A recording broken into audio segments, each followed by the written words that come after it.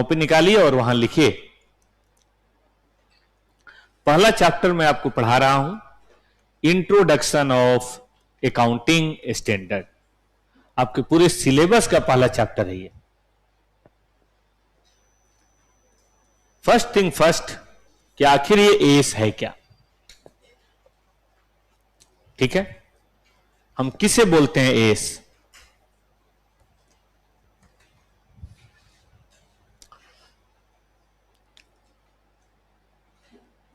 तो देखिए, मैं ऐसे नहीं बताऊंगा एस क्या है। आप सब जानते हैं कि अकाउंटिंग करते समय हमें कुछ अकाउंटिंग एजम्पशन है ना, हमें कुछ अकाउंटिंग कन्वेंशंस, हमें कुछ अकाउंटिंग प्रिंसिपल्स की जरूरत पड़ती है। आप सबने फाउंडेशन में चैप्टर 2 पढ़ा होगा, वो चैप्टर यही था ना। मुझे बताइए उस चैप्टर के अंदर क्या था अकाउंटिंग एजम्पशन, कन्वेंशन या प्रिंसिपल्स। आप में से कोई बताएगा किसको बोलते हैं?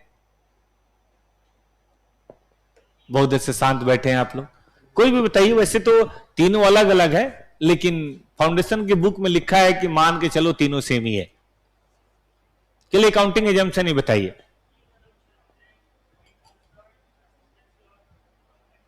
नहीं, तीन नहीं है, ये फंडामेंटल है। एजम्पशन तो बहुत हैं, ये फंडामेंटल एजम्पशन माने गए हैं, मतलब ये बेसिक माने गए हैं।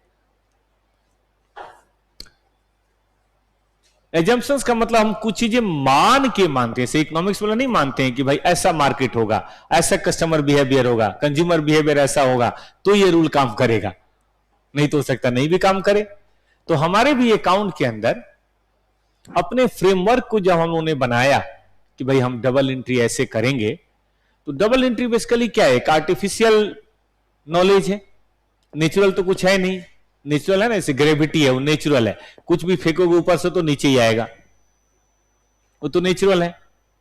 लेकिन हमारे जो अकाउंट की चीजें हैं वो आर्टिफिशियल बनाए गए हैं, मैन मेड है। तो जो मैन मेड कुछ बातें करते हैं तो हम कुछ चीजों को एज्यूम करते हैं और तब उसके अनुसार काम करते हैं हम। जैसे आपने पढ़ा होगा गोइंग कंसर्न, ये बेसिकली एजम्पशन ही तो है कि भाई हम मान के चलते हैं कि हमारा बिजनेस फॉरसेबल फ्यूचर तक चलेगा। फॉरएवर तो कुछ नहीं है। प्रिंसिपल्स, चीजों को करते समय कुछ रूल्स, कुछ रेगुलेशंस बना लिए गए हैं जिनको हम अकाउंटिंग प्रिंसिपल्स बोलते हैं। जैसे आपने पढ़ा एक्रूअल बेसिस, है ना, कंसिस्टेंसी। क्या था एक्रूअल कंसिस्टेंसी? वह रूल ही थे ना। डिटेल में नहीं जाना है, बस आप बेसिक में बताइए, ठीक है ना। कन्वेंशंस क्या होता है भाई? कन्वेंशंस मतलब परंपरा, कि ऐसा चला आ रहा है तो भाई हमें आगे वैसे ही करना है। कस्टम्स भी बोलते हैं कई बार, जैसे हम लोग प्रयोग करते हैं टू का, बाई का। टू और बाई के कोई मीनिंग थोड़ा ना होता है। टू और बाई क्या है? बेसिकली कस्टम है, कन्वेंशन है कि ऐसा होता है तो हम भी करेंगे। अब टू और बाई ना लिखे तो क्या लेजर वो खराब हो जाएगा क्या? ऊपर डेबिट क्रेडिट ना लिखे तो लेजर खराब हो जाएगा। डेबिट क्रेडिट को ए और बी साइड लिख दे तो क्या हो जाएगा? तब भी तो वही आंसर आएगा। लेकिन हम कुछ चीजें परंपरा में करते हैं, जैसा चल रहा है वैसा चलने देते हैं, उसको ज्यादा छेड़खानी नहीं करते ताकि सबको समझ में आए, सबकी बातें हों। इसीलिए इसको बोलते हैं कन्वेंशंस। तो कुछ एजम्पशन, कुछ प्रिंसिपल, कुछ कन्वेंशंस हैं। बट प्रॉब्लम क्या है? प्रॉब्लम ये है कि ये सब सब्जेक्टिव है। मैंने कहा ना मैन मेड है। अब घर में देखो, पनीर की सब्जी हम सबके घर में बनती होगी, लेकिन मैं गारंटी देता हूं किसी भी दो घर की पनीर सब्जी आप एक साथ लाइए, दोनों का टेस्ट अलग होगा।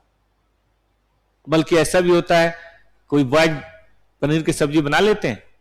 एनीवन? पीछे बैठे कोई गर्ल्स कभी किचन में गए हो बेटा? पापा की परियां गए हो? बना लेते हो? तो देखो, आप बनाए और मम्मी बनाए, है कि नहीं? भाई को अगर पता चल जाए कि तुमने बनाया तो बोलेगा बेटा आज मेरा पेट थोड़ा खराब है, रहने दो। ठीक है कि नहीं? अगर उसको पता चल जाए तो कहने का मतलब है सेम पनीर की सब्जी, सेम किचन, सेम मसाले, लेकिन दो आदमी बनाता है तो अलग बनता है। रवि बोल रहे हम भी बना लेते हैं, ठीक है बेटा, तो अलग हो जाता है। इसका क्या मतलब हुआ? इसका मतलब हुआ कि जो चीज सब्जेक्टिव है वो हमारा कुछ और सोचना हो सकता है, आपका कुछ और, उनका कुछ और, उनका कुछ और। जैसे चलो ये अर्ली बर्ड बैच ही, एक बच्चा आए थे, उन्होंने निमित उन्होंने घर पे हमारा मन ही नहीं लग रहा, और एक ने बोला गा रे सर अभी तो एग्जाम दिया है, क्या बात कर रहे हो, अभी मैं जरा घूम फिरूंगा, मैं तो रिजल्ट के बाद आऊंगा, क्या पता बाद में आने का मौका ही ना मिले। तो देखिए दो बच्चे हैं, दोनों का अलग अलग परसेप्शन है, ठीक बात है कि नहीं? कुछ बच्चे अभी से पढ़ रहे हैं, काफी बच्चे ऑनलाइन हैं, काफी बच्चे यूट्यूब पे हैं, काफी बच्चे यहां बैठे हुए हैं, और काफी बच्चे पता नहीं कहां किसके साथ बैठे हुए हैं। अपना अपना है, कोई नानी घर घूम रहा होगा, कोई कहीं घूम रहा होगा, कोई हरिद्वार घूम रहा होगा। तो ये क्या है? परसेप्शन ही तो है, सबका अपना अपना है। तो परसेप्शन में एक समस्या ये होती है कि डिफरेंट बहुत होता है। अब डिफरेंट बहुत होता है तो एक का फाइनेंशियल स्टेटमेंट दूसरे से बड़ी प्रॉब्लम करने लगता है। अकाउंटेंट भी परेशान होता है कि इनकी बात मान के बनाएं कि उनकी बात मान के बनाएं कि उनकी बात के बयान। ये साइंस के तो रूल है नहीं कि एकदम सेल्फ प्रूवन है। साइंस में तो 2 + 2 हमेशा 4 ही होता है, नंबर सिस्टम। लेकिन आर्ट में पता नहीं क्या क्या बना देंगे, 2 पे 2 को चढ़ा के घोड़ा हाथी बना देंगे, कोई बड़ी बात नहीं। 22 बना दे, बोलो कि देखो 2 और 2 22 होता है। आर्ट वाले, कॉमर्स वालों में अपनी अपनी एजम्पशन मानो 2 = 2 लाख, 2 = 2 करोड़, एजम्पशन मान के कुछ भी बना दें, तो ये बड़ी प्रॉब्लम की बात है। तो इसलिए बेटा एक गैप पैदा हुआ। गैप का फुल फॉर्म जानते हैं क्या होता है? Generally accepted accounting principle. जो ना जानते हो फुल फॉर्म लिख लेंगे, जनरली एक्सेप्टेड अकाउंटिंग प्रिंसिपल्स। जैसे कुछ चीजें ना एक कस्टम बन गया है कि हम सब लोग फॉलो करते हैं, जनरली एक्सेप्ट करते हैं। जैसे मैं आपके घर आऊं तो एक कटसी के नाते भले आपका मन करे ना करे, लेकिन पूछ लोगे कि सर पानी पियोगे, चाय तो पी के ही आए होगे, ठीक है कि नहीं? तो मतलब कहने का मतलब अब चाय के लिए पूछ लोगे, पानी के लिए पूछ लोगे। आप हमारे घर आइए कभी, हम भी पूछेंगे, ऐसी क्या बात है कि बेटा खाना तो खा के आए होगे, चाय पियोगे क्या? तो ये क्या है? ये कस्टम है कि कोई किसी के घर जाता है तो सामने वाला थोड़ा कटसी कॉल के नाते पूछ ही लेता है, आइए बैठिए, ठीक बात है कि नहीं? आप किसी की शादी में जाएंगे तो कुछ ना कुछ आप लिफाफे में डाल के आते ही हैं, वो आपको बढ़िया खाना भी खिलाते हैं। कई लोग पूछते भी हैं कि भाई सब खा के जाइएगा, फिर अब क्या कहते हैं? अरे भाई ये कहने की जरूरत नहीं है, बराती तो बेटा खाने, बराती को क्या लेना देना है? कई बार आप देखते होंगे वर वधू पक्ष में लड़ाई होने लगती है कुछ लेन देन को लेके, तो बराती क्या करते हैं? वो जल्दी जल्दी खाने लगते हैं कि कहीं खाने का मामला ना खराब हो जाए, क्योंकि बराती को क्या मतलब है कि क्या कुछ गिफ्ट मिल रहा है नहीं मिल रहा है। तो ये सब चला आ रहा है, परंपरा है। तो जो चीजें परंपरा के अनुसार चली आ रही हैं, एक्सेप्टेड हैं, उनको बोलते हैं जनरली एक्सेप्टेड अकाउंटिंग प्रिंसिपल्स। ये क्या है? Common set, common set of accounting principles हैं, मतलब कॉमन और सेट ऑफ रूल्स हैं जो फॉलो किए जाते हैं बाई इंटरप्राइज। लेकिन ये जानते हैं कैसे फॉलो होते हैं? वॉलंटरली। ये वॉलंटरली क्या होता है? अपनी वॉलंटरी, अपनी इच्छा से। अगर आप इसमें कुछ चेंज करना चाहें तो थोड़ा बहुत चेंज कर सकते हैं, लोग करते भी हैं।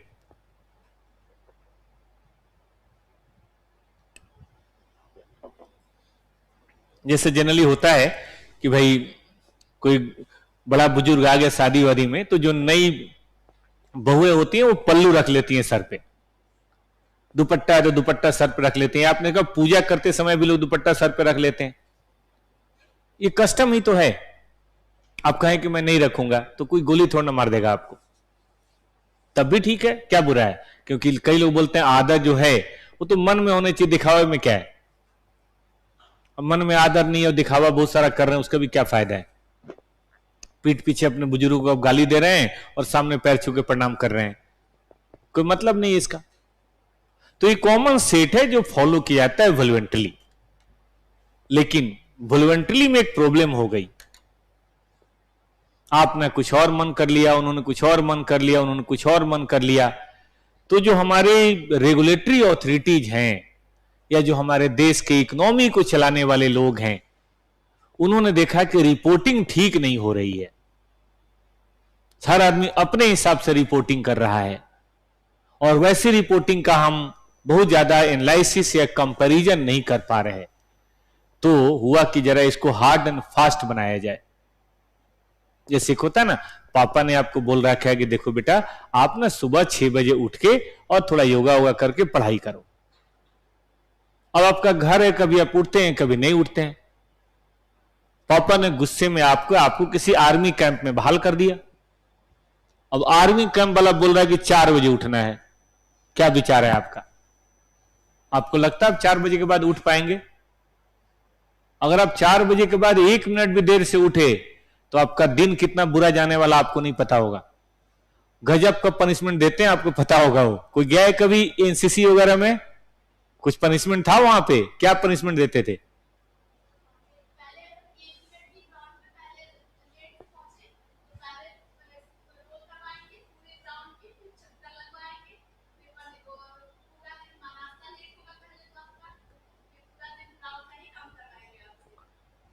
बैठ जी बेटा, पूरे दिन आपकी हालत खराब कर देंगे। आपके खानदान में फिर कभी कोई 1 मिनट लेट नहीं होगा।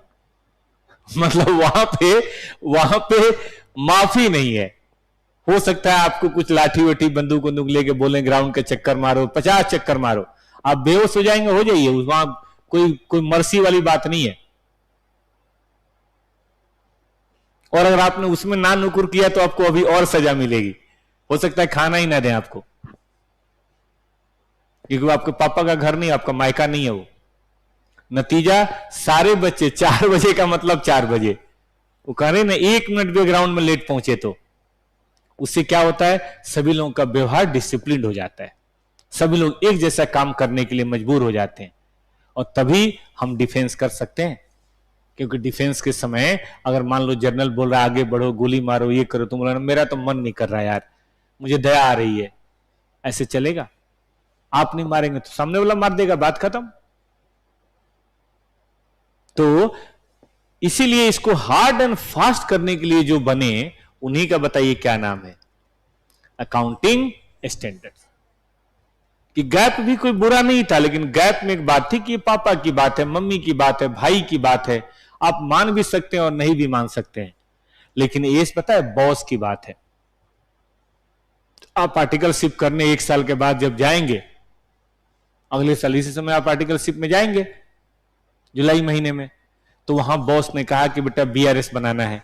आप बोलोगे नहीं मेरा मन नहीं कर रहा, आज मैं यूट्यूब देखूंगा। पॉसिबल है? ऑफिस में पॉसिबल है कि मेरा मन नहीं कर रहा, आज मैं फलानी चीज बनाऊंगा? वहां तो जो बॉस ने बोला है सबको मानना है, और तभी ऑफिस का काम हो सकता है, वरना हर आदमी अपनी अपनी बात करेगा तो कैसे काम होगा? तो इसीलिए अकाउंटिंग स्टैंडर्ड आया। ये क्या है? ये है रिटेन। सबसे बड़ी बात ओरल नहीं, ये रिटेन डॉक्यूमेंट है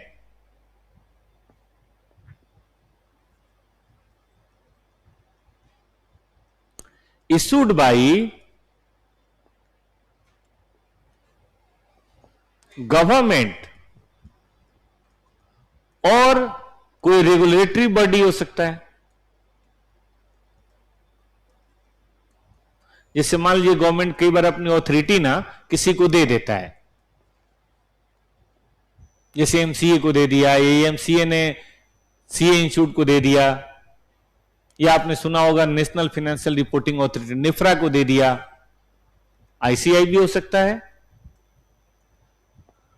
नेशनल फाइनेंशियल रिपोर्टिंग ऑथोरिटी एक है जिसका नाम है नफ्रा, उसको भी दे सकते हैं। या और भी किसी को हो सकता है। अच्छा, ये भी हो सकता है इंडिया में कोई और है, नेपाल में कोई और हो, पाकिस्तान में कोई और हो, वहां की रेगुलेटरी अथॉरिटी है, यहां का वहां थोड़ा चलेगा। तो जो भी आपके देश की रेगुलेटरी अथॉरिटी है अकाउंटिंग प्रोफेशन को, वो लोग इसको इशू करते हैं। भाई इसमें होता क्या है, ये तो हम समझ गए कि भाई कौन इशू करता है। It contains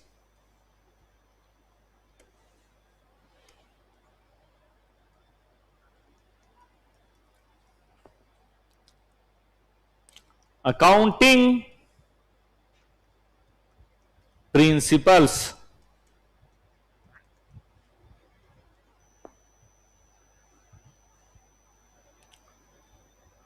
to be followed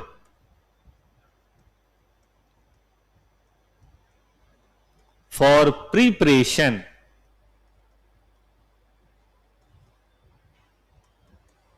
of financial statements। और सबसे बड़ी बात, मैंडेटरी बेसिस। ये मैंडेटरी चीज क्या होती है बेटा? मैंडेटरी बेसिस का मतलब क्या होता है?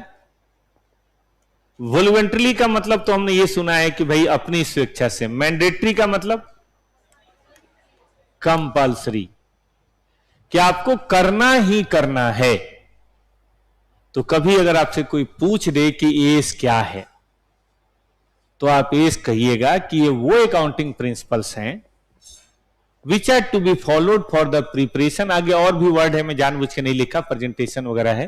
Preparation of the financial statement on mandatory basis, it is issued by regulatory authorities या government as a written document. मतलब रिटेन डॉक्यूमेंट के रूप में इशू किया जाता है। हमारी मर्जी नहीं होती कि हम इसको कुछ भी समझ लें, जो लिखा है वही समझना है। इवन हम लोग पढ़ेंगे अकाउंटिंग स्टैंडर्ड को समझने में अगर दिक्कत हो, टर्म्स में दिक्कत हो, तो उसके लिए अलग से अकाउंटिंग स्टैंडर्ड इंटरप्रिटेशन निकाले जाते हैं। अगर उसके किसी शब्द में दिक्कत है तो आप सीए इंस्टीट्यूट से सवाल पूछ सकते हैं और सीए इंस्टीट्यूट आपको जवाब देगा। वो अलग बात है, उसकी फीस लगती है, लेकिन जवाब देगा। तो इसका जो मतलब है वही ऐसे कानून है। भारत सरकार ने मान लो मोटर व्हीकल एक्ट पास कर दिया, अब जो मोटर व्हीकल एक्ट वही होगा, आप उसके अगेंस्ट में जाएंगे तो आपको सजा मिलेगी। तो उसी तरह से ये पॉलिसी डॉक्यूमेंट है जो मैंडेटरी बेसिस पे सबको करना ही करना है। ठीक है, अब सवाल उठता है कि क्या कवर करता है अकाउंटिंग प्रिंसिपल्स का, क्या मतलब हुआ, किस बात के प्रिंसिपल्स हैं। तो ये किसी को लिखना है बेटा? बच्चों ने लिख लिया इसको? ऑब्जेक्टिव क्वेश्चन आएगा, सीधा बताऊंगा कैसा ऑब्जेक्टिव क्वेश्चन आएगा क्लास खत्म होने के बाद, मतलब ये सब वो पढ़ाने के बाद। अब आगे आइए, देखिए कहा गया है कि इन प्रिंसिपल्स का 4 एस्पेक्ट है। ये 4 चीजों को कवर करते हैं, कवरेज भी कर सकते हैं आप, कवरेज 4 चीजों को कवर करता है ये सबसे पहले बेटा बात करता है रिकॉग्निशन।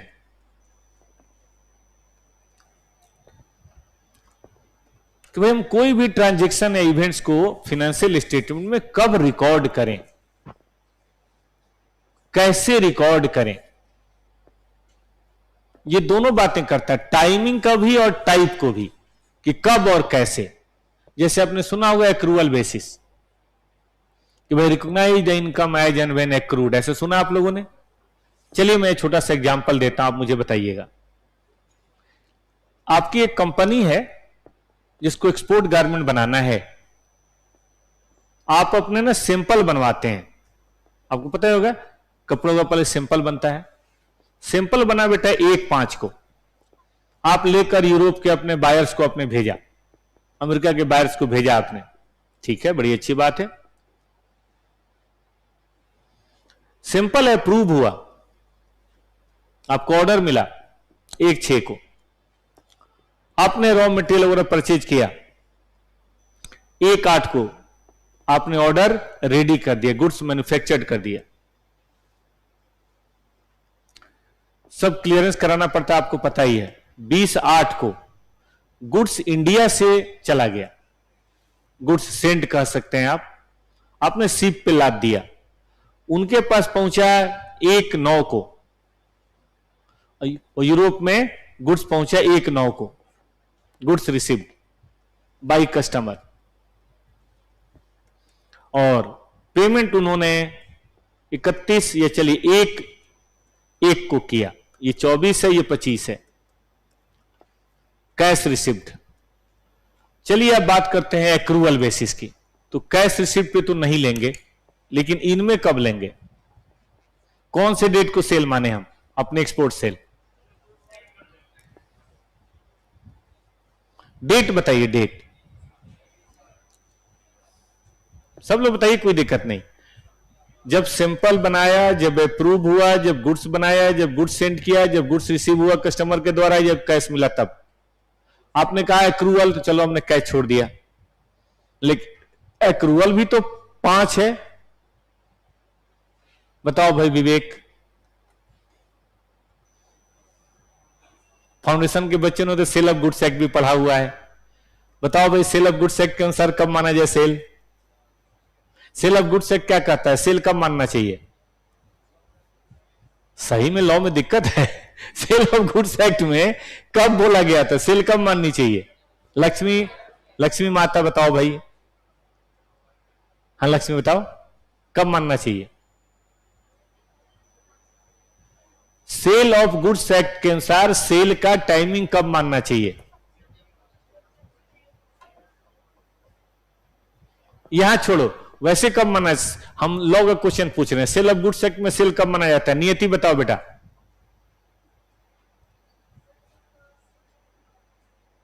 मेरे ख्याल सेल ऑफ गुड्स का सबसे वो सेंट्रल क्वेश्चन तो यही है, क्या? जब गुड्स भेजा जाए, ऑनरशिप ट्रांसफर हो जाए। हाँ, जब ऑनरशिप ट्रांसफर हो जाए, है ना। इसमें ऑनरशिप ट्रांसफर कब माना जाए?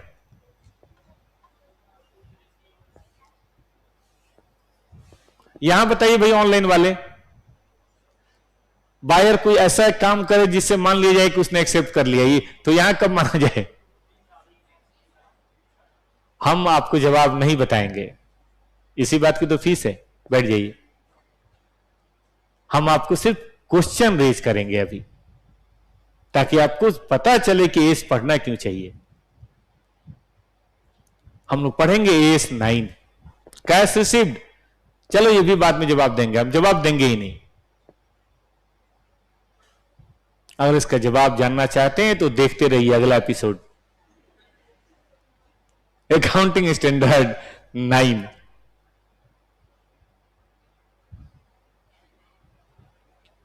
तो ये सब का जवाब मिलेगा। अब देखो प्रॉब्लम क्या है, यहीं पे 4 लोग बैठे हैं, अलग अलग बता रहे हैं, तो फिर तो चारों जो बैलेंस शीट बनाएंगे, पीएल बनाएंगे, एक दूसरे से कंपेयर ही नहीं होगा। एक में सेल कभी होगा, एक में सेल कभी होगा। मान लो इसी में साल खत्म हो रहा है, यहां कहीं अकाउंटिंग ईयर खत्म हो रहा हो, फिर तो दिक्कत हो जाएगी। तो कहने का मतलब है कि ये आपको कंफर्म करेगा कि भाई आपको सेल कब लेनी है, परचेज कब लिखनी है, इनकम को कब माना जाए, एक्सपेंसेज को कब माना जाए। मतलब इट्स अबाउट टाइमिंग। ये टाइमिंग को बेटा कंफर्म करेगा। ध्यान रहेगा बच्चों को कि व्हेन ए ट्रांजैक्शन और event should be recorded in the books. क्योंकि अगर सेल माना जाएगा 1/8 को, तो 1/8 को लिखेंगे हम, debtor account D to export sale. 20/8 को तो 20/8 को माना जाएगा, 1/9 तो 1/9 को माना जाएगा। यहां तो फिर कैश अकाउंट टू सेल लिखेंगे, वो तो देखना पड़ेगा ना। अब भाई एक और समस्या बताते हैं। दूसरी बात, ये हॉल देख रहे हैं आप, सब लोग देख रहे हैं हॉल।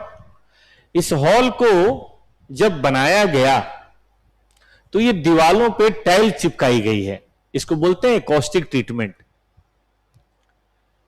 इससे क्या है कि माइक की जो आवाज है वो जाती है तो रिफ्लेक्ट होकर नहीं आती, तो आप देख रहे होंगे इको नहीं हो रहा होगा। जिन बच्चों ने 305 में क्लास की होगी उसमें भी देखा होगा साउंड अलग आता है, लेकिन 201 में क्लास की होगी तो आपने देखा होगा साउंड अलग आता है। तो एकॉस्टिक ट्रीटमेंट की गई है। मान लो इसमें 2 लाख रुपए लग गए, बताइए इस 2 लाख रुपए को लैंड एंड बिल्डिंग में जोड़ा जाए या पीएल में डाला जाए? पढ़े हैं आप लोग डिप्रिसिएशन का चैप्टर फाउंडेशन में? जवाब दीजिए। और डायरेक्ट एंट्री वालों ने भी थोड़ा बहुत अकाउंट तो पढ़ा ही होगा, फर्स्ट ईयर सेकेंड ईयर। भाई बताइए बेटा, इसको क्या किया जाए? ट्रीटमेंट पीएल में डाला जाए कि बिल्डिंग में जोड़ा जाए? काहे बिल्डिंग में जोड़ा जाए? कोई ना कोई तो प्रिंसिपल पढ़ा होगा आप लोगों ने। अच्छा चलिए, मान लीजिए कि हर दिवाली में इस हॉल की पेंटिंग होती है। करणजीत भी बता रहे हैं जोड़ा जाए। हर दिवाली में इस हॉल की पेंटिंग होती है और पेंटिंग होने में मान लीजिए 50,000 रुपए खर्च हो जाते हैं, वो कहां जाए?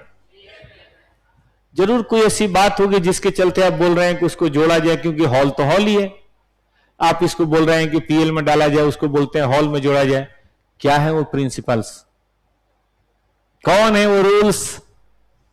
क्यों ऐसा करते हैं आप? इन्हीं सवालों का जवाब कौन देगा? अकाउंटिंग स्टैंडर्ड हम लोग पढ़ेंगे। 9 इसके बारे में बताएगा, 10 फिक्स एसेट के बारे में बताएगा। आपने शेयर खरीदे, शेयर समझते हैं? शेयर पढ़ा आपने? इशू ऑफ शेयर पढ़ा है बेटा? आपसे पूछ रहे हैं, आपसे दोस्त। हाँ आपसे पूछ रहे हैं, बड़े शर्मा रहे हैं, क्या बात है? शादी में थोड़ा ना आए हैं, क्लास करना है, एकदम रिलैक्स होकर बैठिए। आपने फाउंडेशन किया है कि बीकॉम किया है? फाउंडेशन किया। अब की बार एग्जाम दिया है? ठीक है, अच्छी बात है। तो मैं क्या कर रहा, भूल गया मैं। हाँ एस बताता है टाइमिंग। नहीं यार, मैं कुछ और बता रहा था। शेयर समझते ना? इशू ऑफ शेयर पढ़ा है? जवाब दो यार। तो इशू ऑफ शेयर तो मतलब कंपनी के कैपिटल का एक हिस्सा है ना, मार्केट में खरीद बिक्री होता है। आपने ना कंपनी के बुक्स वाली पढ़ी है, इशू ऑफ शेयर और क्या बोलते हैं उसमें, राइट शेयर, बोनस शेयर, ये पढ़ा है। लेकिन किसी न किसी इन्वेस्टर को तो मिलता है ना, तो इन्वेस्टर उसको मार्केट में खरीदता बेचता, पता है आपको? कोई इसमें है जो शेयर कभी खरीदा हो? एनीवन? भाई ने खरीदा है। इंटर वाले तो बहुत बच्चे ये काम करते हैं, कई तो ट्रेडर ही हैं। चलो जो भी है, तो शेयर खरीदते समय ना ब्रोकर कुछ पैसे लेता है। क्या किया जाए उसको? शेयर में ऐड किया जाए कि पीएल में डाला जाए? शेयर खरीदते समय ब्रोकर 10, 20, 50 रुपए लेता है, क्या किया जाए उसको? पीएल में डाला जाए? होगा कुछ रूल उसका भी, अब ये पढ़ने से पता चलेगा। इसके बारे में आपको बताएगा AS 13। चलिए और बताते हैं। कंपनियों में ऐसा रूल है, बहुत सारी कंपनियों में सोशल रूल होता है कि जब आप रिटायर होंगे तो हम आपको पेंशन देंगे आपके मरने तक। कई कंपनियों में होता है, या हम आपके मेडिकल की, जो देखो एक आदमी ने अपनी पूरी जवानी दी, आप अपने ऊपर ही लेके देखो। आप ना 22-23 साल में सीए बन गए, आपने किसी कंपनी में ज्वाइन किया और 62 साल वहां काम किया, फिर अब रिटायर हो गए। अब रिटायरमेंट के बाद भी तो भाई साहब तबीयत खराब हो सकती है। तो जब तबीयत खराब होगी बाद में, तो कई कंपनियां बोलती हैं कि आप परेशान ना हो, हम आपके लास्ट वाले टाइम में भी हम आपका साथ देंगे और आपका जो भी मेडिकल बिल हम देंगे। तो ध्यान दीजिएगा, आप 23 साल में गए, 62 में रिटायर हुए, और 62 के बाद आदमी थोड़ा बहुत तो देखो जिंदा रहता ही है, और वहां भी दवा दारू की जरूरत पड़ती है। तो 12-13 साल मान लीजिए एक आदमी चल गया, और इस समय कुछ मेडिकल का खर्चा हुआ। कंपनी मेडिकल का खर्चा देगी, कंपनी मना नहीं कर रही है। लेकिन मुझे आप बताएं, ये मेडिकल का खर्चा कब माना जाए? जब आज से 40 साल बाद होगा तब माने, या जब वो सर्विस सबको दे रहे हैं तब माने? आप उनको क्यों दे रहे हैं रिटायरमेंट के बाद पैसा? क्योंकि वो रिटायर हो गए इसलिए? नहीं, क्योंकि उन्होंने आपको सर्विस दिया, इसलिए उन्होंने अपनी जवानी दी है आपको। 40 साल आपकी कंपनी में उन्होंने काम किया है, इतना तो बनता है भाई उसका। तो देखिए वो एक्सपेंसेज कब माने जाएं, उन एक्सपेंसेज की अकाउंटिंग कैसे की जाए, ये भी बताइए कौन बताएगा? Accounting standard. तो इसको हम लोग बोलते हैं ट्रीटमेंट। कि माने कि नहीं माने, माने तो कैसे माने, रेवेन्यू माने कि कैपिटल माने, तो टाइमिंग भी बताएगा, टाइप भी बताएगा। ये सबसे पहला काम करेगा आपका अकाउंटिंग स्टैंडर्ड। इसको हम लोग क्या बोलते हैं? रिकॉग्निशन। हर इनकम, हर एक्सपेंस, हर एसेट, हर लायबिलिटी की कहानी है। फाउंडेशन लेवल पे आप जानते हैं क्या पढ़ रहे थे? गैप। फाउंडेशन लेवल पे भी आपने खूब प्रिंसिपल पढ़ा, ऐसा नहीं कि नहीं पढ़ा है, लेकिन वहां आप गैप पढ़ रहे थे, जनरली एक्सेप्टेड अकाउंटिंग प्रिंसिपल्स। जैसे हम और आप जाते हैं तो कसरत उसरत करते हैं, कोई दिक्कत नहीं है। कुछ अगर कोई जिम हम ज्वाइन करे तो कुछ वेट लिफ्टिंग वगैरह भी करते हैं, और हो सकता है कुछ लाठी चलाना वालाना भी थोड़ा बहुत सीखते हैं कई शाखा वाखा में। लेकिन जब बेटा आर्मी ज्वाइन करेंगे ना, तो आपको लाठी चलाना नहीं सिखाएंगे, वो आपको जान लेना सिखाएंगे। एक बार मैं गया था घूमने बीकानेर, जैसलमेर। कोई है उधर के? जैसलमेर बिल्कुल लास्ट में है, बॉर्डर पे। तो वहां ना एक बीएसएफ का बहुत बड़ा कैंप है, तो उसका कुछ एरिया वो पर्यटक के लिए खोल के रखते हैं। क्या हो भाई, देखो हमारी लाइफ भी देखो। तो मतलब अलाउ है, कोई दिक्कत नहीं है। तो जब वो जा रहे थे, उनके गेट में जब एंट्री किए, तो पत्थरों पे उन्होंने बड़ा अजीब अजीब लिख रखा था। एक पत्थर पे लिखा था कि देखो, भोलेनाथ दया करें तो करें, हम दुश्मनों पे दया नहीं करते। एक और पत्थर पे लिखा था ट्रेन टू किल। मैंने गाइड को बोला चलो यार वापस चलो, इन सालों की ट्रेनिंग यही हो रखी है। काहे भाई ऐसे क्यों लिख रखा था उन्होंने? साफ सब लिखा था कि भोलेनाथ दया करें तो करें, हम दुश्मनों पे दया नहीं करते। और लिखा था ट्रेन टू किल। क्या उन्होंने गलत लिखा था? भाई काम ही उनका यही है यार, वो इसी काम के लिए बने ही हैं। आपको नहीं पता होगा, बीएसएफ से भी बड़ा होता आर्मी। आर्मी को बॉर्डर पे रखते नहीं जल्दी, कारण बताइए? बीएसएफ वाले तो फिर भी थोड़ा पूछ लेते हैं, बेटा गलती से तो कहीं पाकिस्तान से इंडिया नहीं आ गए हो, और आ गए हो तो तुम्हें भेज देते हैं वापस। आर्मी वाले ये सब नहीं सुनते। आर्मी वाले को तो एक ही चीज आता है, अगर कोई दिखे एलिमिनेट। उनको ट्रेनिंग ही मिलती है ओनली एलिमिनेशन की, और कोई ट्रेनिंग है ही नहीं। तो देखो, चौकीदार की ट्रेनिंग और आर्मी की ट्रेनिंग में फर्क नहीं होनी चाहिए। चौकीदार देखते गोली चलाएगा तो काम हो पाएगा? उसी तरह से बेटा फाउंडेशन की ट्रेनिंग और सीए की ट्रेनिंग में फर्क है। फाउंडेशन कोर्स नहीं था वो, तो आप इंटर हुई, इसका गेट था वो। अब आपकी आर्मी की ट्रेनिंग शुरू होगी, ऑफ कोर्स अकाउंट आर्मी की ट्रेनिंग, कि जब आप कंपनियों में जाएंगे तो एकदम स्ट्रिक्ट आपको ऑप्शन होगा कि यही काम करके आना है। और अगर कंपनी ने नहीं वैसा किया तो एज ए ऑडिटर आप बोलेंगे कि भाई अकाउंटिंग गलत हुई है। आपने सुना होगा ऑडिटर अपनी रिपोर्ट बनाता है। एक ऑडिटर की एक रिपोर्ट ने बायजू कंपनी बंद करा दी, आप सबको पता है। बायजू क्या कर रहा था कि जो फीस थी ना, अगर किसी बच्चे का मान लो आज एडमिशन हुआ, ठीक है, तो आज एडमिशन हुआ, वो बैंक से लोन दिला देते थे, 5 साल का एक बार में फीस ले लेते थे। लेकिन साल भर 6 महीने के बाद बच्चे को कोर्स नहीं पसंद आता था, तो फीस वापस मांगने के लिए केस मुकदमा करने लगते थे। कई बार फीस लौटाना भी पड़ता था। अब बायजू क्या करता था, फीस जब ले ली, कैश आ गया तो सेल मान लेते थे। जबकि आपको पता है एक्रूअल बेसिस से ये अलाउ नहीं करते। एक्रूअल बेसिस में जब सर्विस दोगे तभी तो मानोगे। तो वो इस तरह से करके ढेर सारा प्रॉफिट दिखा रहे थे। एक ऑडिटर कह रहा था ये गलत है, ऐसे नहीं कर सकती, आपकी 5 साल की इनकम है। बायजू बोला था नहीं, मिल गया तो क्या है कि ऑडिटर ने लिख दिया कि गलत है अकाउंटिंग। वो दिन और आज का दिन है, बायजू कभी खड़ा नहीं हो पाया। बैजू बंद ही हो गया। तो इतनी हमारी रिपोर्ट पर लोग भरोसा करते हैं। तो इस पावर का इस्तेमाल सही तरीके से करने के लिए नॉलेज तो होनी चाहिए।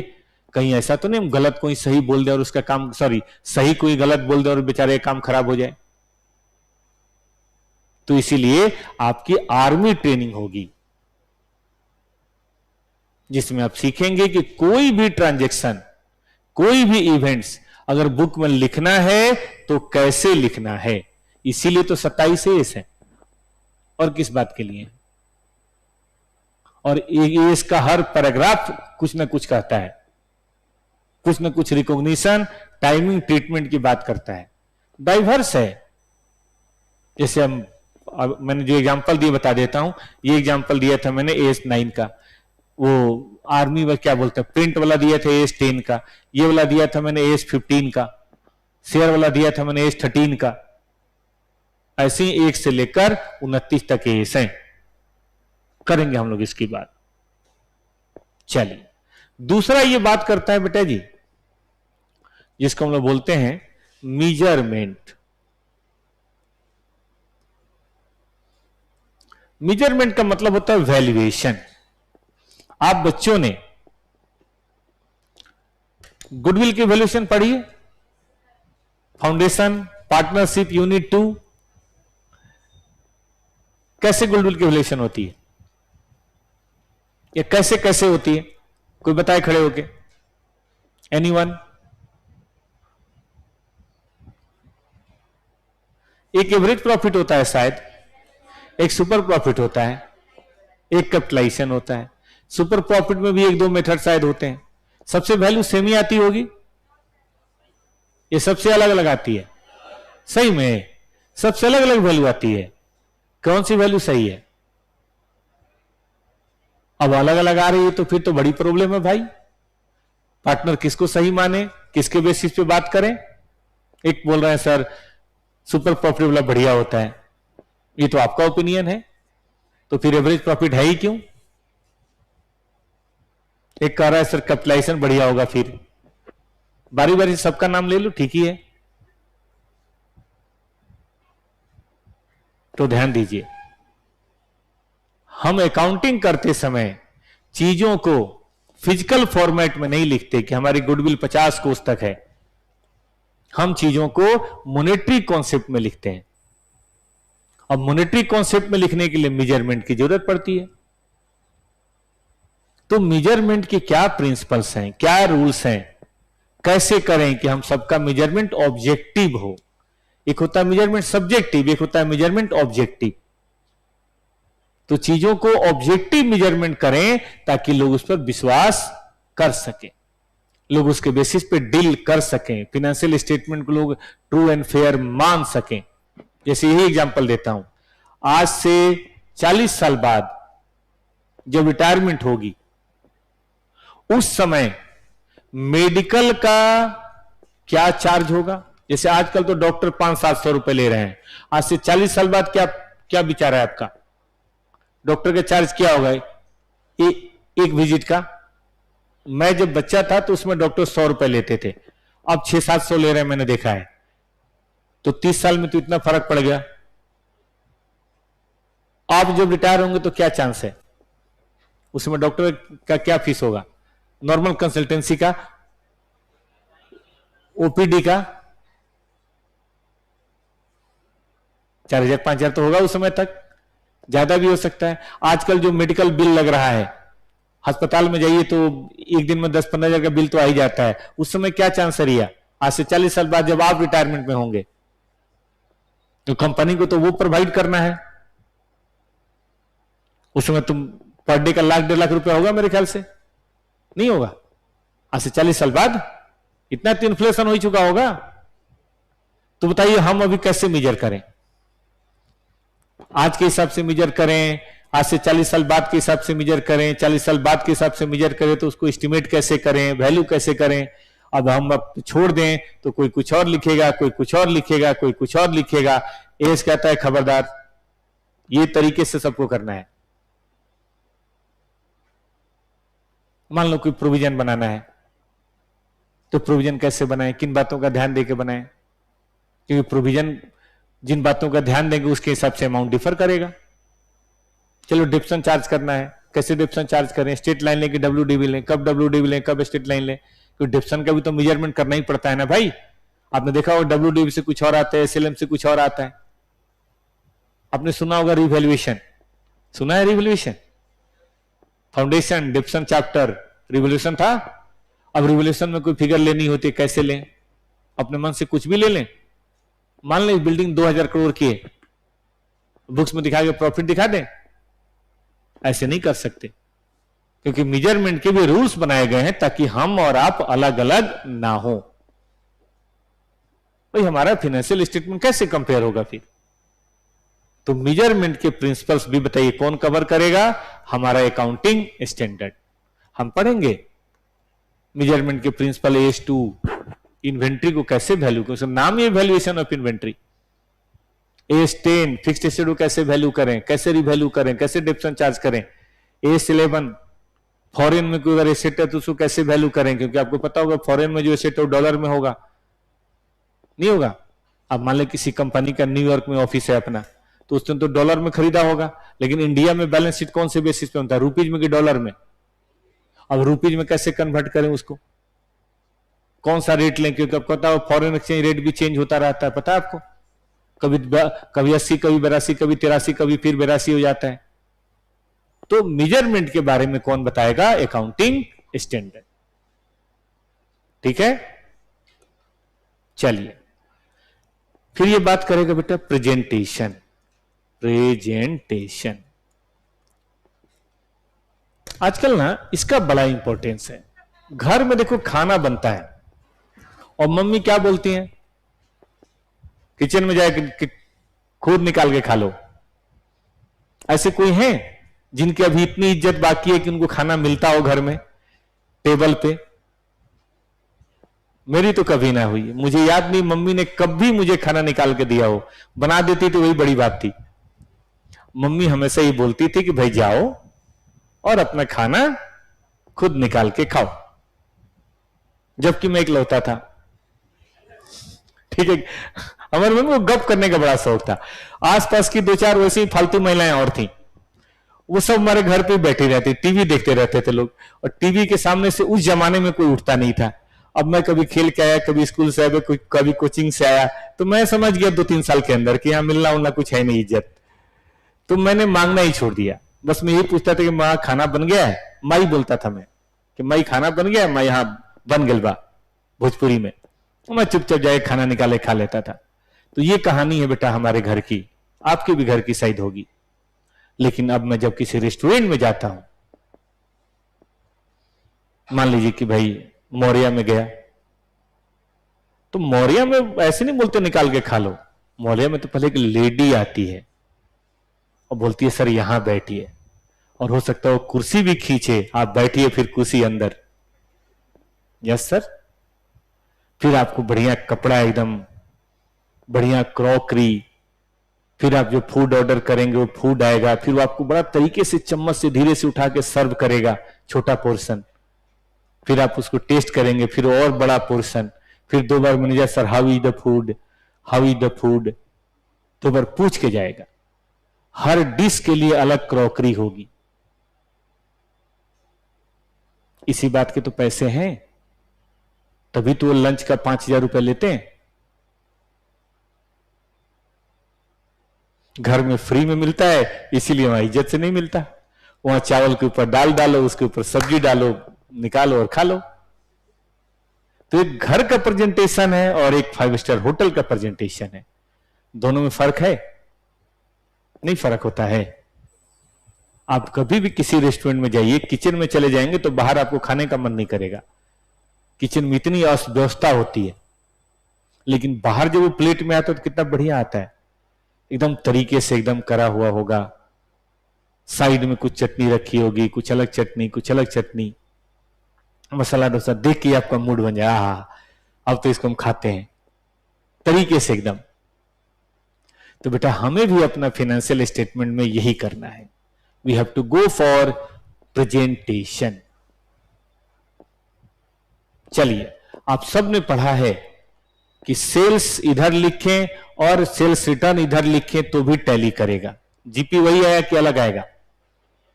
और सेल्स में से लेस करके लिखें तो भी जीपी वही आएगा।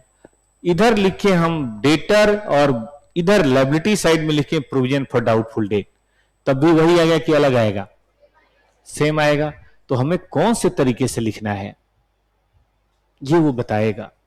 आपने सुना होगा फिक्स्ड एसेट लिखें हर साल डिप्शन चार्ज करके लिखें तो भी वही आएगा। फिक्स्ड एसेट अलग लिखें, प्रोविजन फॉर डिप्शन अलग लिखें। सुना आप लोगों ने प्रोविजन फॉर डिप्शन पढ़ा है? प्रोविजन फॉर डिप्शन अलग लिखें और फिर उसको लेस करके दिखाएं तो भी वही आएगा। नहीं समझ रहे हैं? ये 1 लाख की एसेट है, पहले साल में 10 गया, 90 बचा, फिर 10 गया, फिर 80 बचा। ऐसे भी लिख सकते हैं और ऐसे भी लिख सकते हैं। आंसर दोनों में सेम आना है, WDV 80 आना है, बैलेंस शीट के टोटल वही आना है। तो ऐसे करके दिखाएं हर साल 10-10 हजार, या प्रोविजन फॉर डिप्शन बना के एक बार घटा के दिखाएं। यही तो प्रेजेंटेशन है। मतलब चावल के ऊपर ही दाल डाल के खिचड़ी बना दें, या चावल अलग बने दाल अलग बने, उस पर एक धनिया का पत्ता ऊपर से तैरता हुआ हो, कौन सा प्रेजेंटेशन करना है आपको? भाई प्रेजेंटेशन वो करना है जिससे यूजर को ट्रू एंड फेयर बात, सारी बात समझ में आए। और ये कौन डिसाइड करेगा? एस, कि हम अपने एसेट्स को, हमें अपने इन्वेस्टमेंट को, हमें अपनी लायबिलिटीज को, हमें अपने इनकम को, हमें अपने एक्सपेंसेस को कैसे दिखाना है। कई सारे एस तो केवल प्रेजेंटेशन के एस है, जैसे एस 5। आपने कैसे पढ़ा है? आपने पढ़ा है कि देखो भाई डायरेक्ट इनकम एक्सपेंस ले लो, जीपी आ गया, फिर सब कुछ ले लो, नेट प्रॉफिट आ गया। पढ़ा आप लोगों ने? यही पढ़ा है ना? लेकिन एस 5 आपको ये नहीं पढ़ाता। आई रिपीट, आपने पीएल कैसे पढ़ा? याद करो। आपने पीएल पढ़ा है कि भाई इधर डायरेक्ट लो, इधर करो, एक आ जाएगा। बताइए कैसे? जीपी है ना, फिर आगे बढ़ो तो क्या आ जाता है? Net profit. ऐसे ही पढ़ा आपने। लेकिन कंपनियां ऐसे नहीं बनाती, अलाउ ही नहीं है। किसी भी कंपनी का तुम उठा के देख लो, इंडिया में ये नहीं मिलेगा, गारंटी दे रहा हूं।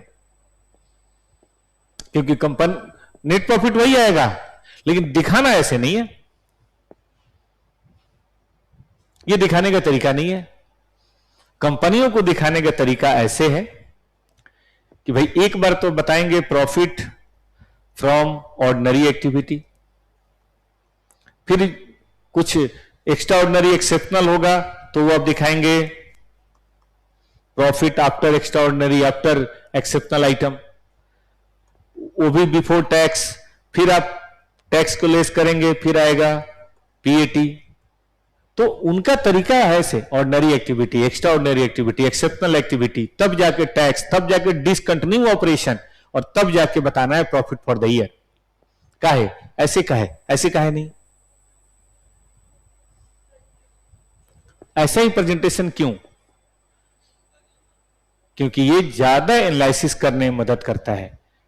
अगर हम एक्सेप्शनल आइटम समझते हैं, एक्सेप्शनल आइटम आपने गुडविल में पढ़ा होगा कि जो कभी कभी उसे क्या बोलते हैं? एक्सेप्शनल, एक्स्ट्रा ऑर्डिनरी, है ना?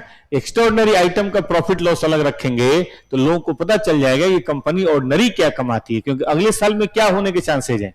ऑर्डिनरी की एक्स्ट्रा ऑर्डिनरी, देखो ऑर्डिनरी हर बार होगा, एक्स्ट्रा ऑर्डिनरी कभी कभी, एक्स्ट्रा ऑर्डिनरी कभी कभी होता है बेटा। तो हमें कभी कभी वाली बात करनी है या ऑर्डिनरी वाली बात?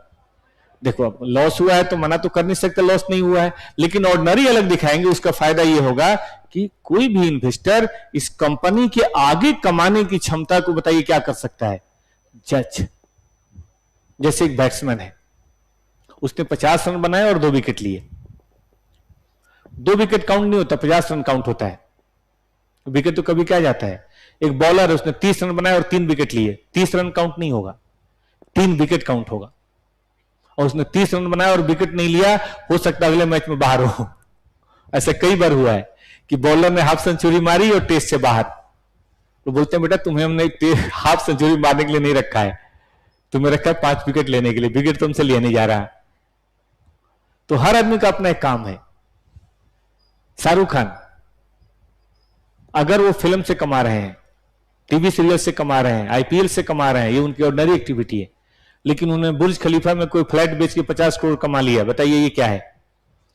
एक्सेप्शनल, एक्स्ट्रा ऑर्डिनरी, अदर है, नॉन ट्रेडिंग है। ये इस साल कमाए, अगले साल थोड़ा ना कमाएंगे। फ्लैट था बेच दिया, कमा लिया, हर साल तो नहीं कमा पाएंगे, लेकिन फिल्म वाली कमाई बताइए भाई। कभी पठान बनाएंगे, कभी जवान बताएंगे, कभी कुछ बनाएंगे, कभी कुछ बनाएंगे, हर साल कमाएंगे। आईपीएल, वो भी इंटरटेनमेंट, हर साल कमाएंगे। तो हमें हर साल वाली कमाई को सेपरेट रखना है, और जो कभी कभी की चीज है, इरेगुलर आइटम है, उसको बताइए कहां रखना है, सेपरेट। ये हम नहीं कह रहे बेटा, ये मेरा काम नहीं है, ये बताएगा अकाउंटिंग स्टैंडर्ड। और ये तो एक एग्जांपल दिया मैंने, इस तरह के कितने अकाउंटिंग स्टैंडर्ड बने हैं जो केवल प्रेजेंटेशन के हैं, कि how to present the things.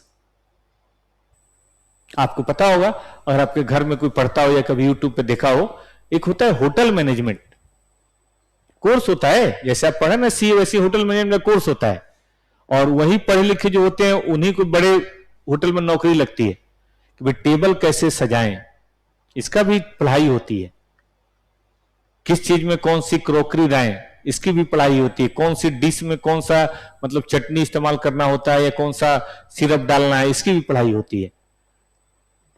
दारू बनाने जो बार टेंडर होते हैं ना, उसकी भी पढ़ाई होती है। कॉकटेल कैसे बनाते हैं, कॉकटेल कैसे सजाते हैं, उसका क्या कैलोरी होगा, उसमें कौन सा रिएक्शन कर सकता है। दारू तो रिएक्शन भी कर सकता है, केमिकल ही तो है। इसकी पढ़ाई होती है। हमको आपको मजाक लगता है, और उनकी वो जिंदगी है। वो बेड कैसे वो तैयार करें, रूम कैसे तैयार करें, सैनिटरी का कैसे ध्यान दें, ये सब की पढ़ाई होती है वर्चुअली, और तब वो काम करते हैं। इसीलिए तो आप कभी अच्छे होटल में जाए तो आपको बिल्कुल अलग एक दुनिया दिखाई देती है। हमारे घर में वो दुनिया नहीं दिखाई देती, चाहे आप कितने भी रीच हो, क्योंकि वो पढ़ के बैठे हैं। और हम कॉमन सेंस, हम कैसे वो घर से जाते हैं गैप से, दूसरे घर में देख के हम भी वो चीज खरीद लेते हैं। लेकिन होटल मैनेजमेंट वाले पढ़ के आते हैं, वो प्रोफेशनल हैं, और हम गैप हैं।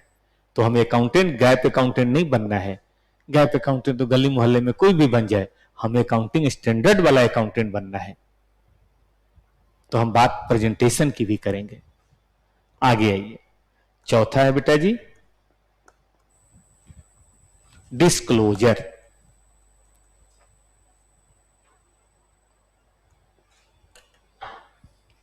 डिस्क्लोजर, देखिए कंपनी है जो छोटी और बड़ी कार दोनों कार बनाती है। अब डिसाइड किया छोटी कार नहीं बनाएंगे, 5 लाख से कम वाली कार नहीं बनाएंगे। मारुति ने डिसाइड किया 5 लाख से कम वाली कार नहीं बनाएंगे। इसका मतलब ओमनी, मारुति 800, अल्टो पल्टो सब बंद कर दिया। क्या ये बात यूजर को बतानी चाहिए कि हम नहीं बनाएंगे, हाँ या ना? लैंग्वेज में बतानी चाहिए या कुछ और बातें बतानी चाहिए? एक तो होता है लैंग्वेज में बता दिए कि भाई आज से मारुति अब 5 लाख से नीचे वाली कारें नहीं बनाएंगे, इसलिए अल्टो पल्टो ये सब चीजें बंद हो गई। एक तो ये डिस्क्लोजर हुआ। कुछ और भी बताएंगे, ये बताना चाहिए? एज अकाउंटेंट बताइए। ये तो चलो कंपनी सेक्रेटरी ने अनाउंस कर दिया, या वकील ने अनाउंस कर दिया, बोर्ड ऑफ डायरेक्टर्स ने अनाउंस कर दिया। अकाउंटेंट को क्या करना चाहिए?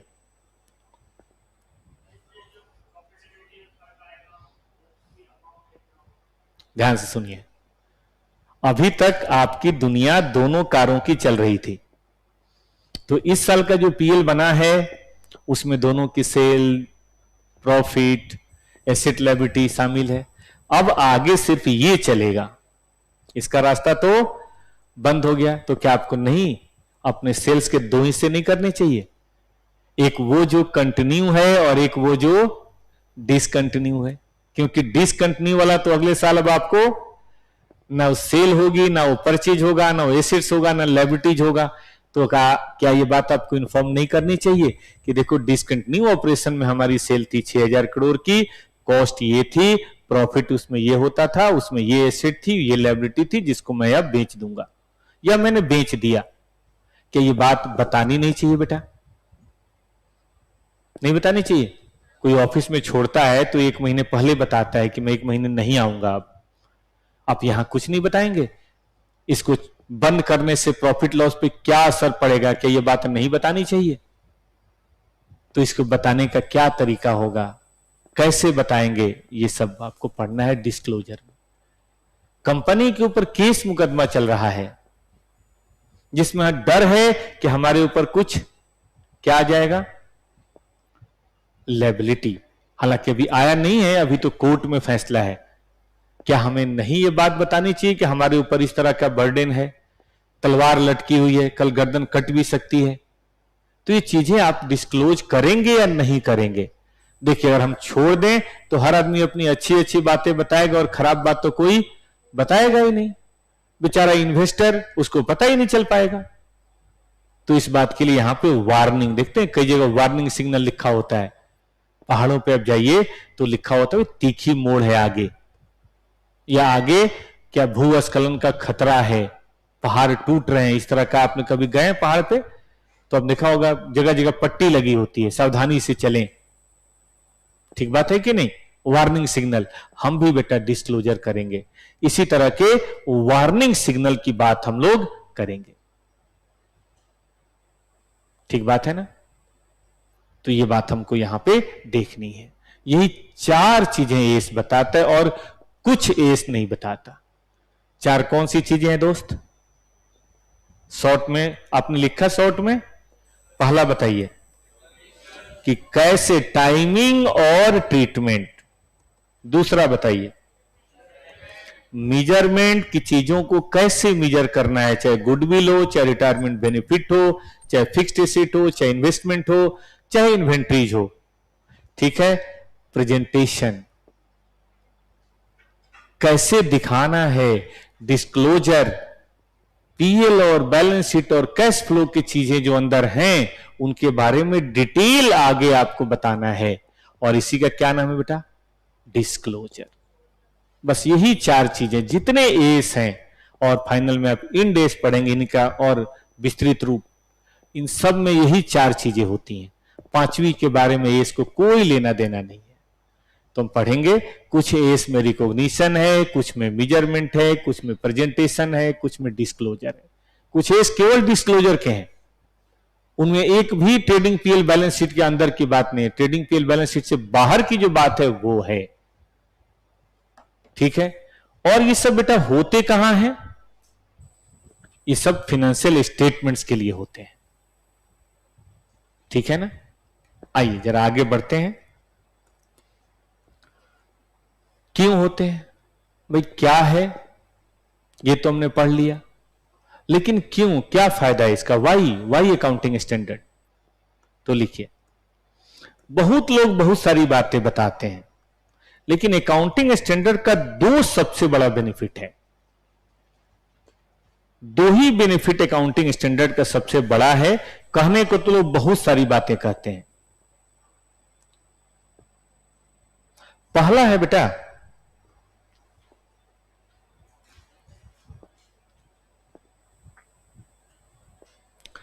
स्टैंडर्डाइजेशन।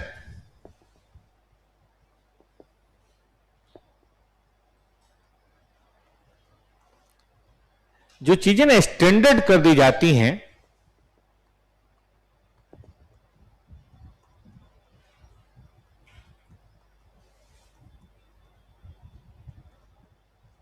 या मैं प्रिंसिपल लिखूंगा, इससे क्या होता है? यूनिफॉर्मिटी आती है। और यूनिफॉर्मिटी आने से बेटा क्या होता है?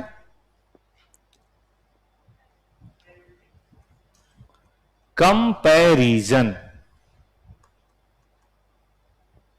Of financial statement becomes easy.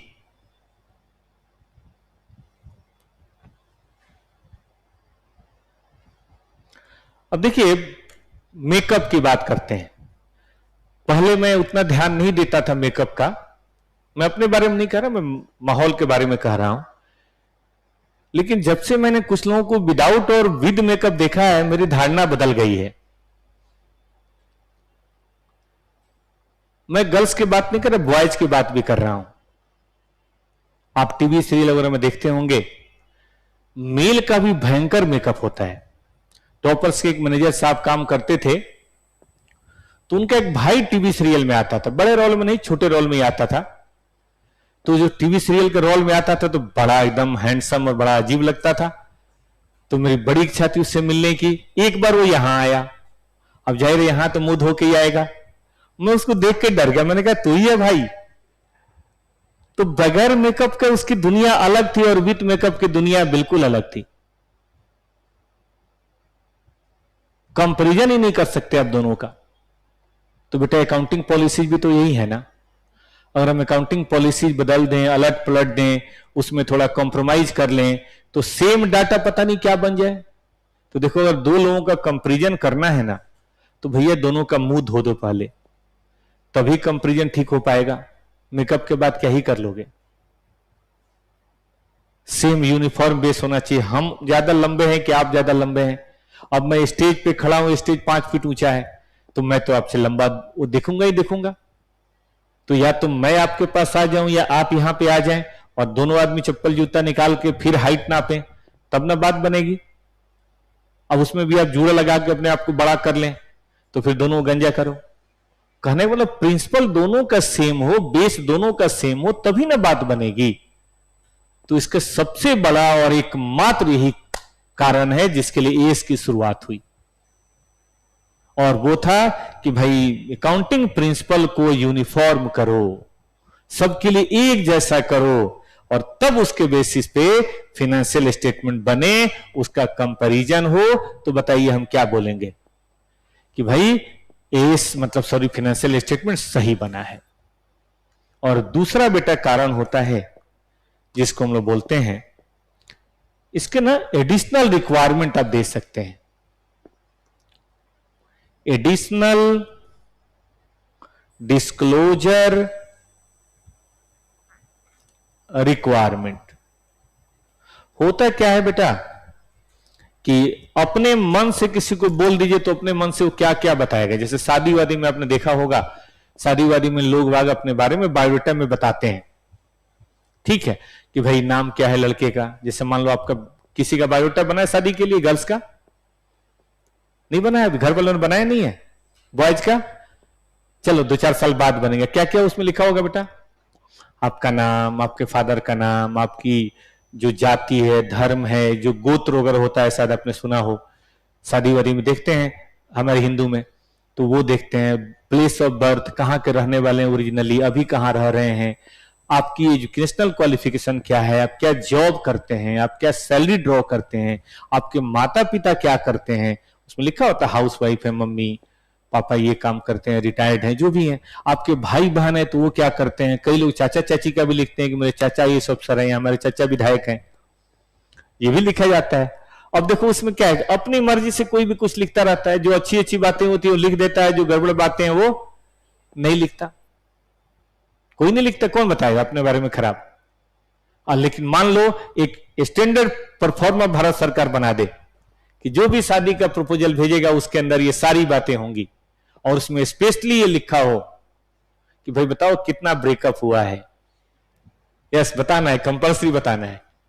अच्छा, आपने जांच करवाया है कुछ, भाई कैंसर वंसर का और भी जो बीमारियां हैं उसका, ये सब जांच करवाया? लोग बोलते हैं ये भी बड़ा जरूरी काम है।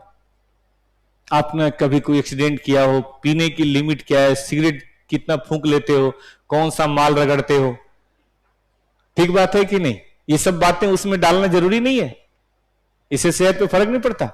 मुझे याद है राजीव सर के पिताजी मतलब फादर इन लॉ आए थे, वो थे हजारीबाग के डीएसपी उस समय, तो वर्दी में ही मेरे पास आ गए, मैं डर गया, ये पुलिस कहां से आ गई भाई। राजीव सर के बारे में पूछ रहे, मुझे लगा कोई कांड कर दिया होगा राजीव सर ने, इसलिए पुलिस पीछे पड़ी हुई है, बिहार से आई हुई। तो नहीं नहीं ऐसी बात नहीं, हम शादी करना चाहते हैं अपनी बेटिया का उनसे, तो बताइए उनके बारे में क्या। हमने बताया गौ आदमी है भाई राजीव सर, बड़े भोले भाले हैं। फिर उन्होंने बाद में पूछा बताओ पीते कितना है वो। मैंने कहा मेरे साथ तो कभी नहीं पिया, बाकी अब अलग से चाहे जो, हाँ पेप्सी 2-3 बार पीते हुए देखा है मैंने। बताइए वो क्या जानना चाह रहे थे? दारू। कोई भी माँ बाप नहीं चाहता कि उसके बेटी की शादी किसी बेवड़े के साथ हो, कोई नहीं चाहता है कि नहीं। सिगरेट पीते हैं कि नहीं, स्पेशली उन्होंने पूछा, मैं थर्ड पार्टी था तो मेरे से कंफर्म किया उन्होंने, मैंने कहा भाई मैंने तो नहीं देखा और मुझे लगता भी नहीं है। ये बताइए क्या है? डिस्क्लोजर है, लेकिन ये डिस्क्लोजर बायोडाटा में नहीं आता आजकल, हम कंपनीज में करेंगे। कंपनी में स्पेशली रिक्वायरमेंट होगी, बताओ इन्वेस्टमेंट की ये खूबियां, इन्वेंट्री का बताओ कितना रॉ मटेरियल, कितना WIP, कितना फिनिश गुड्स, कितना लूज टूल्स, इन्वेस्टमेंट बताओ लॉन्ग टर्म है कि शॉर्ट टर्म है, फिक्स्ड एसेट के बारे में डिटेल बताओ, सबका प्रोविजन अलग से बताओ, रिवोल्यूशन डिवोल्यूशन हुआ अलग से बताओ, इंपेयरमेंट हुआ उसके बारे में बताओ। ये बातें गैप में नहीं है। गैप में तो फिक्स्ड एसेट आ जाए वही बहुत है, लेकिन अकाउंटिंग स्टैंडर्ड के अंदर डिस्क्लोजर में क्लियर हम कर देते हैं कि ये तो आपको कहना ही कहना है, नहीं है तो नील बताओ, है तो बताओ। तो ये एडिशनल रिक्वायरमेंट जो डाली गई है ताकि फाइनेंशियल स्टेटमेंट ज्यादा इंफॉर्मेटिव हो, ज्यादा ट्रांसपेरेंट हो, यही तो काम है अकाउंटिंग स्टैंडर्ड का। ठीक है, तो मैंने जो पढ़ाया उस पर कैसे ऑब्जेक्टिव आ सकता है, एक दो मैं आपको ऑब्जेक्टिव दिखाता हूं। आज के लिए तो बस इतना ही है, आप जवाब दीजिएगा।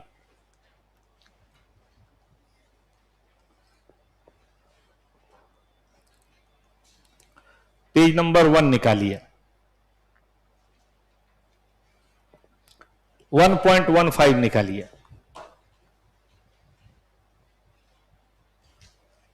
सभी तो अभी नहीं कर पाएंगे क्योंकि सब मैंने पढ़ाया नहीं, अभी जितना पढ़ाया उससे पूछता हूं। इस तरह एक क्वेश्चन आएंगे बेटा, अकाउंटिंग स्टैंडर्ड 1 2 3 4, नहीं ये MCQ है।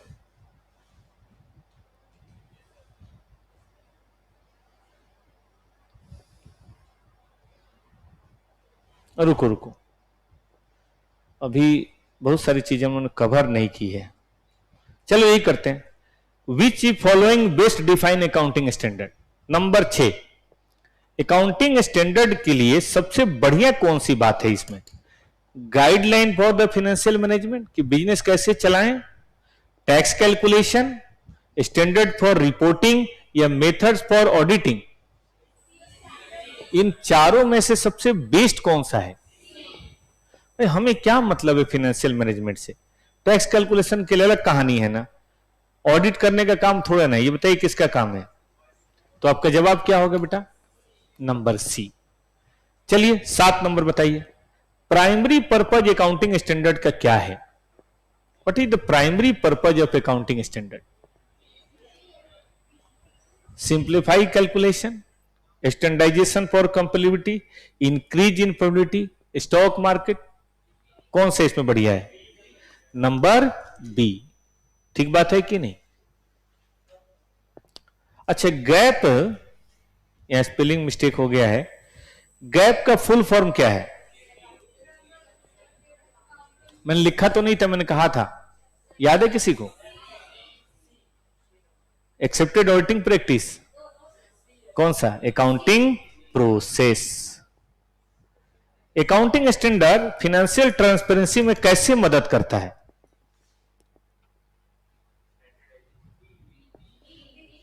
टैक्स कम करके या स्टैंडर्डाइज करके?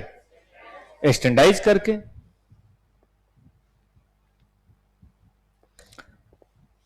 कौन सा impact accounting standard financial reporting पे नहीं डालता है? नहीं डालता है, बताइए।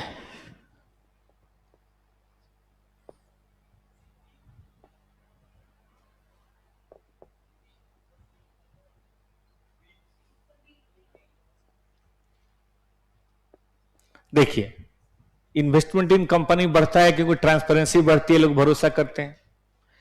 लीगल कॉन्सिक्वेंस और क्रेडिबिलिटी कम थोड़े ना होती है, बल्कि बताइए बढ़ती है। चीजें बढ़ेंगी, चीजें और बेहतर होंगी। ठीक बात है कि नहीं? तो इसी तरह से सवालों के जवाब आपको CA इंटर लेवल पे करना है ऑब्जेक्टिव में।